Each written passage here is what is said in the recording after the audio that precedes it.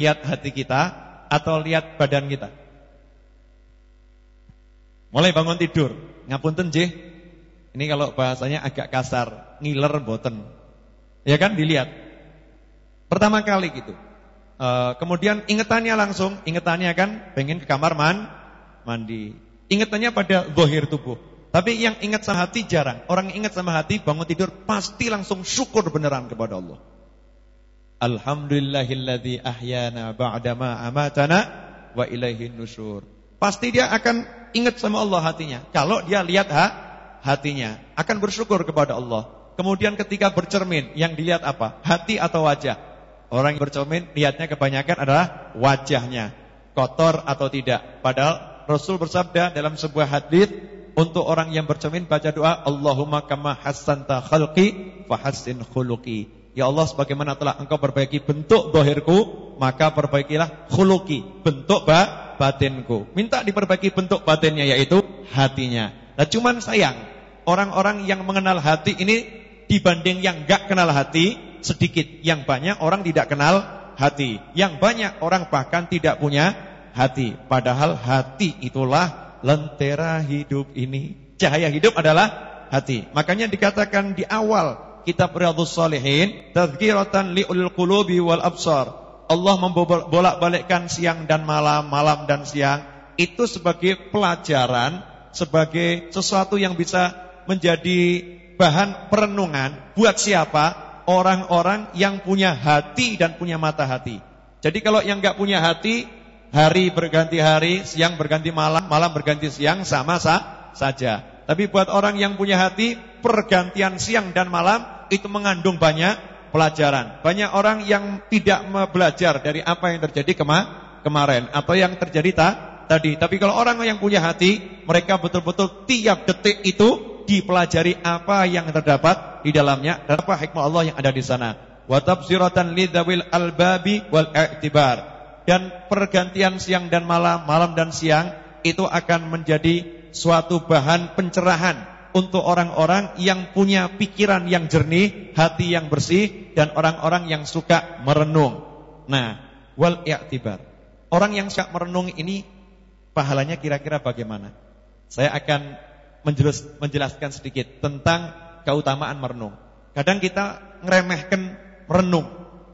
Orang ibadah kok cuma duduk ngelamun. Merenung itu kan duduk melamun. Apakah bisa mengalahkan yang sholat, tahajud? Apakah bisa mengalahkan puasa? Apakah bisa mengalahkan orang-orang yang zikir?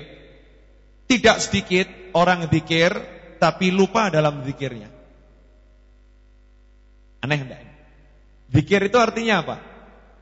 Ingat. Zikir itu artinya apa? Menyebut, ya kan? Menyebut dan mengingat. Tapi banyak orang yang menyebut tapi enggak ingat. Siapa ini? Banyak nyebut tapi enggak ingat, nih kira-kira siapa? Ya kita-kita ini. Ya kan, nyebut tapi enggak ingat. Bahkan seringkali berbuat kelalaian dalam keadaan berzikir. Apalagi anak muda, mohon maaf, anak muda lihat wanita auratnya terbuka, itu sambil lihat aurat, astagfirullah, astagfirullah. Ini kelihatannya zikir lisannya ya, tapi hatinya, pikirannya bermaksiat. Ibu-ibu lebih ngeri lagi. Ibu-ibu jangan tersinggung, tapi ibu-ibu lebih ngeri lagi. Ini berdasarkan pengalaman. Kalau ibu-ibu lagi kumpul, itu gayanya istighfar. Astagfirullah, dia di pengajian kok begitu ya, astagfirullah gitu ya. Kelihatannya istighfar, tapi istighfarnya untuk menghina orang lain. Istighfarnya untuk ngerasani orang lain. Ini bentuk zikir, sebutan kalimat-kalimat zikir. Tapi ketika zikir dia enggak ingat, dia lupa. Nah, hadirin yang dimuliakan Allah Subhanahu wa taala, bagaimana kita duduk merenung pahalanya bisa melebihi yang lain. Diceritakan kalau di kitab Dalilul Falahin, syarah kitab Riyadhus Shalihin, di situ ada beberapa cerita tentang orang-orang yang mau berpikir, ya, orang-orang yang mau merenung. Dikatakan anna Yunus alaihi salam kana yurfa' lahu fi kulli yaum mithlu amali ahlil ardi. Nabi Yunus alaihi salam itu setiap hari beliau dapat pahala sebanyak pahala yang diperoleh oleh seluruh orang yang beramal di muka bumi. Jadi seluruh orang yang amal di muka bumi ini, yang sholat, yang puasa, yang zikir, yang haji, yang umroh, yang sedekah, dari ujung barat sampai ujung timur, kutub utara sampai kutub selatan, itu Nabi Yunus alaihissalam dapat pahala sebanyak itu. Ya, dapat pahala sebanyak itu. Apakah kira-kira bisa seorang itu sholat sebanyak sholatnya orang-orang di dunia ini? Gak bisa. Apakah bisa orang itu puasa sebanyak sehebat puasanya seluruh orang yang di dunia ini? Gak bisa. Apakah bisa orang itu haji sebanyak sesering sehebat hajinya seluruh orang di dunia ini? Gak bisa. Lantas apa amalan Nabi Yunus alaihi salam sehingga beliau itu mendapatkan pahala yang seperti itu? Qalu wa inna ma kana dzalika litafakkur fi amrillahi alladzi huwa amalul qalb. Karena beliau suka merenungkan perintah-perintahnya Allah. Hatinya beramal. Jadi orang kalau ngelamunkan yang bagus itu sedang beramal. Ngelamunkan, ya Allah, saya ini pagi tidak punya apa-apa, tiba-tiba sama Allah dikasih rezeki, maha baiknya Allah. Padahal tadi saya subuh ya rodok telat, tapi kok masih diberi rezeki. Semoga ini bukan istidraj, bukan dilulu. Semoga Allah Subhanahu wa taala memberi saya ini kesempatan untuk bertobat. Kemudian merenungkan ada langit, ada laut, maha besar Allah. Ini Allah kalau mau menghancurkan manusia sekejap mata akan hancur. Tapi Allah tidak demikian. Allah beri manusia kesempatan untuk bertobat. Padahal Allah maha kuasa. Ini kan semua amalan hati. Dengan begini saja dia bisa mendapat pahala yang luar biasa. Sebagaimana dikatakan oleh para ulama, di antaranya Ibnu Abbas wa Abu Darda, dua sahabat Nabi Muhammad SAW, fikrah sa'ah khairun min qiyam lailah. Merenung sesaat itu pahalanya lebih baik daripada qiyam lailah, berdiri sholat sepanjang malam. Bukan berarti kemudian ya wis tak ngelamun wae ora usah sholat. Bukan. Ini untuk perbandingan orang yang sholat sepanjang malam itu kan bagus, pahalanya besar. Nah, orang yang merenung itu juga pahalanya luar biasa. Contoh Imam Syafi'i radhiyallahu taala anhu. Imam Syafi'i ketika bermalam di rumahnya Imam Ahmad bin Hanbal, murid beliau radhiyallahu taala anhuma. Imam Ahmad bin Hanbal bilang sama putrinya, "Ini guru saya datang." Nah, putrinya itu penasaran Imam Syafi'i seperti apa. Kenapa penasaran? Karena setiap kali doa Imam Ahmad itu kalau habis sholat punya doa yang bagus. Rabbighfirli wali walidayya wali Muhammad bin Idris Asy-Syafi'i. Tiap habis sholat. Kita sudah doakan ulama seperti itu belum ya? Doakan gurunya begitu belum? Rabbighfirli wali walidayya aja banyak orang lupa.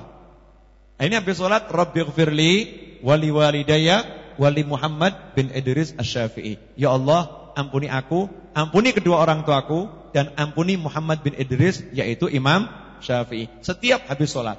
Nah, anaknya Imam Ahmad bin Hanbal ini penasaran, Imam Syafi'i ini seperti apa? Ditunggu, dilihati sampai di rumahnya waktu ibadah, kok malam gak sholat tahajud, justru tidur. Bangun dari tidur, sholat subuh gak pakai wudhu, langsung sholat. Akhirnya lapor kepada ayahnya, katanya guru kamu nih hebat, tapi kalau saya lihat kok enggak mengamalkan sunnah dengan baik. Tahajud, tidak tahajud, bahkan sholat subuh enggak berwudu, bangun tidur langsung sholat. Imam Ahmad bin Hanbal berkata kepada putrinya, coba kamu tunggu di luar pintu, saya mau nanya sama guru saya, dengarkan jawaban guru saya. Maka bertanyalah Imam Ahmad bin Hanbal kepada Imam Syafi'i, wahai guru, semalam apa yang engkau lakukan? Ya, semalam apa yang engkau lakukan? Dijawab oleh Imam Syafi'i, saya rebahan. Beda enggak rebahan sama tidur? Beda. Saya rebahan. Kemudian saya buka hafalan Al-Quran saya. Jadi rebahannya, ngelamunnya Imam Syafi'i itu ngelamunkan Al-Quran. Lah kalau rebahan dengan sama saya ngelamunkan apa? Ngelamunkan utang tadi ada ya. Ngelamunkan utang. Ngelamunkan apa lagi? Tagihan. Ya, buka hafalan tagihan-tagihan ini. Hafalannya apa ini? Imam Syafi'i Al-Qur'annya muncul, ya. Kemudian beliau buka itu Al-Qur'an dalam benaknya, dalam hafalannya. Dari mulai habis isya sampai subuh saya buka-buka Al-Qur'an dalam hafalan saya itu. Alhamdulillah saya temukan 100 persoalan yang belum ada jawabannya. dan dalam perenungan tadi saya bisa langsung mendapatkan jawabannya. Nah, itu kalau dibukukan tebelnya seberapa? Merenungnya Imam Syafi'i dari habis Isya sampai subuh itu menemukan 100 persoalan dalam Al-Quran yang belum ada jawabannya di masyarakat. Kemudian Imam Syafi'i mencari jawabannya dan diberi oleh Allah jawabannya. Sehingga merenungnya dari mulai habis Isya sampai subuh, kalau dibukukan itu ada 100 soal beserta jawabannya. Itu Imam Syafi'i. Nah, tiba-tiba adzan subuh.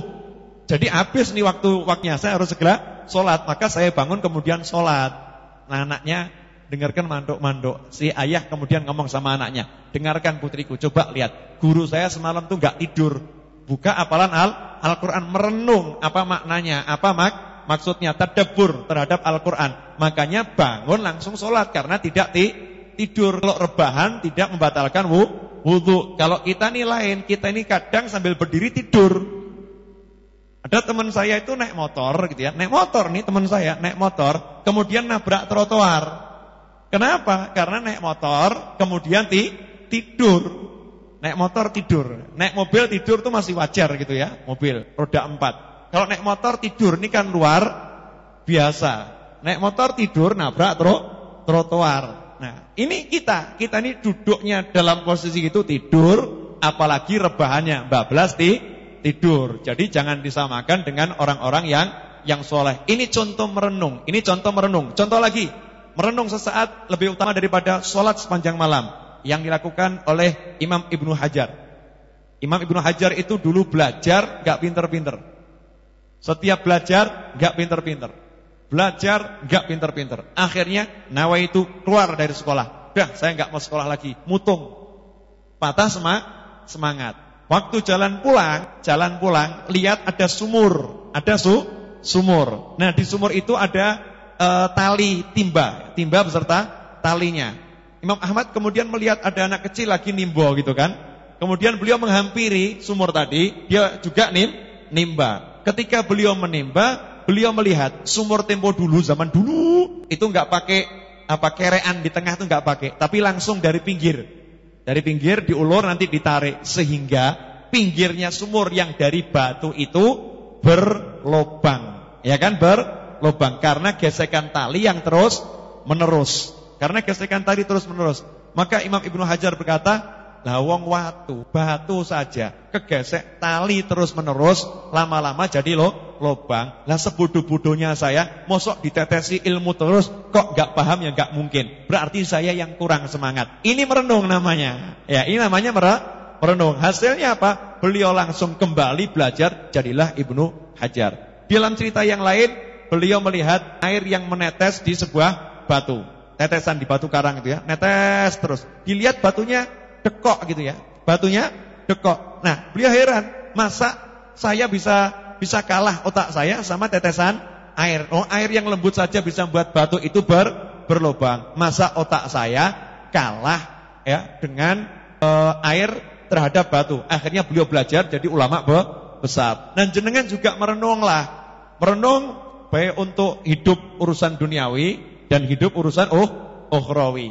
Kalau kita mau merenung, kita lihat banyak sekali wali itu mantan preman. Coba lihat. Banyak orang soleh itu mantan preman. Dan semoga gak ada orang yang kelihatan soleh kemudian jadi preman. Ada orang ngomong mantan orang soleh, insya Allah tidak gitu ya. Nah, ini kalau mantan preman jadi orang soleh itu banyak. Tadinya pencuri, ya kan? Tadinya perampok. Karena itu kita jangan putus asa. Merenung seperti itu, kita enggak akan putus asa terhadap diri kita maupun kalau ketemu orang lain. Jadi orang lain diajari kok enggak berubah-berubah, jangan khawatir. Nanti ada waktunya, nanti ada masanya. Seperti Mahendra berjuang terus, belum dapat teman beb gitu ya. Besoknya Jumat, maaf beb, ini Jumat ini juga belum dapat teman. Kemudian SMS lagi, Jumat ini alhamdulillah saya dapat 2 teman beb, satu Wonogiri, satu sekitar Solo. Kemudian SMS lagi, Habib, Jumat ini saya mau dapat bawa 50 orang. Ternyata SMS lagi diralat, sekarang jadi 70 orang. Kenyataannya akhirnya bawa berapa nih? 73, nambah lagi kan? Ternyata bawanya 73 orang untuk ke majelis. Ganjaran beliau tetap kalah dengan saya, yang nyuruh saya soalnya. Ini untuk semangat gitu ya, untuk semangat. Nah, terus begitu, ini merenung. Oh ternyata kalau kita mau berjuang kita bisa. Nah, kebanyakan orang zaman sekarang tuh nggak mau merenung. Hidup cuman ngelakoni saja tapi nggak mau mikir. Kalau kita mau mikir bener, hidup itu enak. Mikir bener loh ya. Bukan mikir yang nggak bener, nggak bener. Kalau kita mikir bener, hidup itu enak. Ini alhamdulillah di depan saya ini ada laptop. Ya, ini Jumat kemarin ada enggak ini? Enggak ada, ya kan? Bahkan saya seminggu yang lalu berjual laptop juga. Ya, laptop saya jual. Subhanallah, saya pergi ke Jakarta, hadir majelis, ada salah satu yang suka nonton Ar-Raudhah nih via streaming nih. Orangnya malam ini juga nonton insyaallah ini. Ya. Anak muda, bukan orang kaya. Anak muda bukan orang kaya. SMS ke teman saya, Mas Budi ini, SMS. Saya pengen kasih hadiah Habib laptop saya. Saya pengen kasih hadiah Habib laptop saya. Berangkat saya ke Jakarta, beliau nanya bisa ketemu Habib di mana? Saya bilang nih saya ada jadwal di sini, besok mau pulang. Malam ini ada di Tangerang. Jauh. Kata beliau, ya udah nanti saya akan nyusul ke sana. Saya berangkat naik mobil aja 1 jam lebih gitu ya. Itu lewat tol lagi, jauh di Cikupa sana. Nah, subhanallah sampai di sana pas beliau ini juga nyampe di situ. Naik motor, bawa tas ransel, 1 tas ransel itu laptop beserta peralatannya. Di situ saya merenung. Ini buat saya nilainya lebih mahal daripada dikasih uang 1 M. Kok bisa? Kalau orang kaya ngasih 1 M itu kecil. Tapi kalau orang pas-pasan memberikan kemudian laptopnya untuk perjuangan di jalan Allah, ini harganya luar biasa. Nah, ini buat saya merenung, merenung. Wah, kompoke urip kok wedi. Kenapa kamu hidup itu takut untuk memberi, untuk mendermakan, untuk memberikan, mensumbangsikan untuk Islam wal muslimin. Makanya jangan takut, ya, jangan takut. Banyak sekali orang-orang itu yang hidupnya lebih susah tapi lebih berani. Banyak orang yang kaya raya tapi enggak punya hati baik terhadap masyarakat dan keluarganya sendiri. Tapi banyak orang yang pas-pasan tapi hatinya luar biasa. Nah, ini bisa berubah, kita bisa berubah kalau kita mau mikir, kita mau merenung. Termasuk kalau kita mau merenung dengan benar, pasti selamat, enggak kena aliran yang ruwet-ruwet. Paham? Kalau mau merenung dengan benar, contoh ya. Misal ada orang ngomong begini, sing sholawatan, yasinan, neraka. Misal, udah kita buat sensus warga dunia yang sholawatan, ziarah kubur, kita sensus. Kira-kira jumlahnya bisa dihitung enggak? Enggak bisa dihitung. Tapi kalau yang enggak sholawatan, enggak tahlilan, kira-kira bisa diukur enggak? Bisa, begitu kan? Nah, yang masuk surga yaitu yang sedikit. Terus kita ini neraka. Ya, neraka kabeh neraka ya. Kira-kira surga sepi enggak? Sepi. Ini bertentangan dengan hadis yang sahih.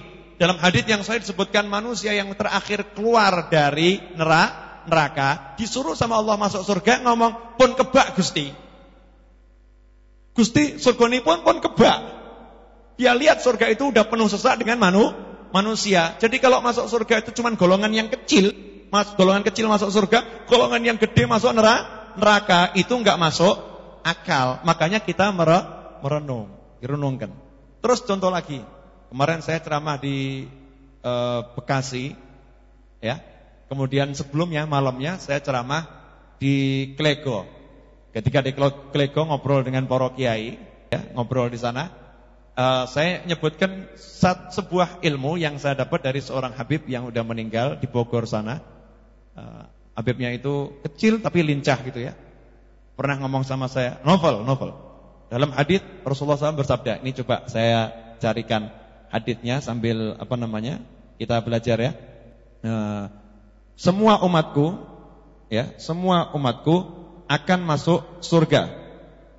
Semua umatku akan masuk surga. Semua umatku akan masuk surga kecuali yang tidak mau.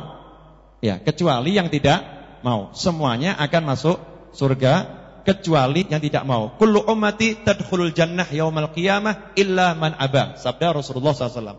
Semua umatku di hari kiamat masuk surga kecuali yang tidak mau. Maka para sahabat bertanya, qalu wa man ya'ba ya Rasulullah. Lantas siapa yang tidak mau masuk surga wahai Rasulullah SAW? Qala, Rasul menjawab, man ata'ani dakhalal jannah.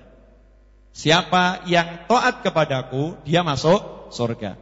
Wa man asani faqad aba. Dan siapa yang melawan perintahku, asani, menentang aku, maka dia tidak mau masuk surga. Hadits ini diriwayatkan oleh Imam Bukhari. Jadi haditsnya sangat sahih. Coba perhatikan kalimatnya Rasulullah SAW. Semua umatku hari kiamat akan masuk surga kecuali yang tidak mau. Ya, kecuali yang tidak mau. Sahabat nanya, siapa yang tidak mau wahai Rasul SAW? Rasul menjawab, yang taat kepadaku masuk surga. Yang tidak taat kepadaku tidak mau masuk surga. Kalau dilihat siyghah kalimat, bentuk kalimatnya ini seharusnya bagaimana? Kalau menurut bahasa, siapa yang taat kepadaku masuk surga, yang tidak taat kepadaku masuk neraka. Ya kan? Lawannya surga apa? Neraka. Siapa taat kepadaku masuk surga, yang tidak taat kepadaku masuk neraka. Karena lembutnya hati Nabi Muhammad SAW, bil mu'minina raufur rahim, terhadap orang-orang yang beriman sangat pengasih, sangat penyayang. Rasul itu tidak mau menyebut neraka untuk umatnya. Rasul enggak mau nyebut neraka untuk umatnya. Maka Rasul bersabda, seluruh umatku masuk surga kecuali yang tidak mau. Yang taat masuk surga, yang tidak taat tidak mau masuk surga. Rasul tidak mengatakan yang tidak taat masuk neraka. Kenapa? Rasul tidak mau ngecap umatnya masuk neraka. Lah sekarang kok ada sekelompok orang ngakunya mengikuti Al-Quran dan Sunnah, ngakunya mengikuti Al-Quran dan Sunnah, tapi suka ngecap-ngecap Muslim masuk neraka. Padahal Sunnah Nabi mengajarkan jangan sebut-sebut Muslim sebagai penghuni neraka. Muslim itu kalau memang ada yang jatahnya itu karena maksiat masuk neraka, tidak mau masuk surga. Halus enggak nih Rasulullah SAW? Halus ya? Halus sekali. Ini enggak mau masuk surga, tidak dicap masuk neraka. Coba ini kalau kita mau merenung seperti itu ya, mau merenung seperti itu akan selamat. Enggak kena yang macam-macam. Kemudian dilihat Rasul bersabda dalam sebuah hadis bahwasanya yadullah alal jamaah. Tangannya Allah, kekuasaan Allah, rahmat Allah, perlindungan Allah untuk orang-orang yang hidup berjamaah dalam kelompok yang besar. Dan alhamdulillah kelompok yang besar ini ya kelompok yang suka tahlilan, yasinan, sholawatan, ziarah kubur, ya. Kemudian yang suka maulid Nabi Muhammad SAW itu kelompok yang terbesar. Nah kalau kemudian yang kelompok terbesar dikatakan masuk neraka, itu tidak masuk akal sama sekali. Nah kita jangan sampai ketipu dengan ucapan, ketipu dengan tulisan, ya. Tapi gunakanlah akal pikiran, gunakan hati nurani. Itu bahan perenungan untuk kita semua insyaallah. Lidzawil albabi wal i'tibar alladzi aiqadha min khalqihi man istafahu. Allah yang telah membangunkan dari hambanya orang-orang yang dia pilih. Aiqadha, menyadarkan, membangunkan. Berarti kebanyakan hamba Allah itu enggak sadar. Kita termasuk yang mana? Dong-dongan. Sok sadar, sok sadar. Tapi banyak sadarnya atau banyak enggak sadarnya? Masih ingat ceritanya Bishr Al-Hafi kemarin? Waktu rahasia huruf ba itu masih ingat? Bishr Al-Hafi dalam keadaan mabuk, lihat orang-orang di pasar lagi nginjak-nginjak lafaz Allah, ya kan? Ya, padahal itu yang lihat lagi mabuk, yang nginjak tidak mabuk. Berarti yang sadar yang mana ini? Yang mabuk sadar, yang tidak mabuk enggak sadar. Betul kan? Nah, ini permisalan kita kalau dilihat oleh para wali. Para wali kalau lihat kita, para wali itu lihat kita heran semua. Iki mendem kabeh.